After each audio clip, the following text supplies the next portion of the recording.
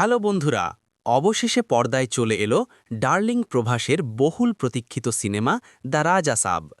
২০২৬ সালের শুরুতেই অর্থাৎ ৯ জানুয়ারি সংক্রান্তির বড় ধামাকা হিসেবে সিনেমাটি মুক্তি পেয়েছে।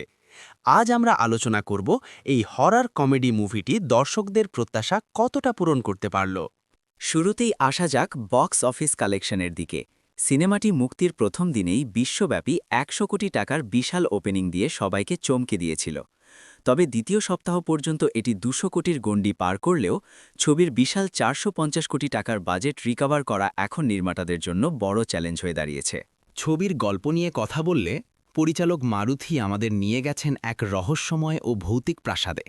প্রভাসের চরিত্রটি তার নিখোঁজ দাদার সন্ধানে এসে এমন কিছু অতিপ্রাকৃত ঘটনার সম্মুখীন হয় যা একই সাথে আপনাকে ভয় দেখাবে এবং হাসাবে।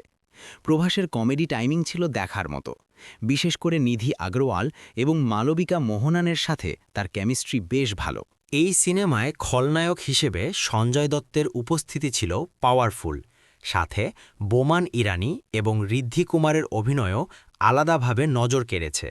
তবে ভিএফএক্স এবং চিত্রনাট্যের কিছু দুর্বলতা নিয়ে দর্শকদের মধ্যে মিশ্র প্রতিক্রিয়া দেখা গেছে। আপনাদের জন্য একটি বিশেষ আপডেট হল, দর্শকদের ফিডব্যাক মাথায় রেখে পরিচালক মারুথি সিনেমাটিতে নতুন করে ৪ মিনিটের কিছু বাড়তি দৃশ্য যুক্ত করার সিদ্ধান্ত নিয়েছেন, যা সিনেমাটির গভীরতা আরও বাড়াবে বলে আশা করা হচ্ছে। যারা এখনও হলে গিয়ে মুভিটি দেখেননি তাদের জন্য সুখবর হল, খুব শিগগিরই মুভিটি ওটিটি প্ল্যাটফর্ম জিও হটস্টারে দেখা যাবে।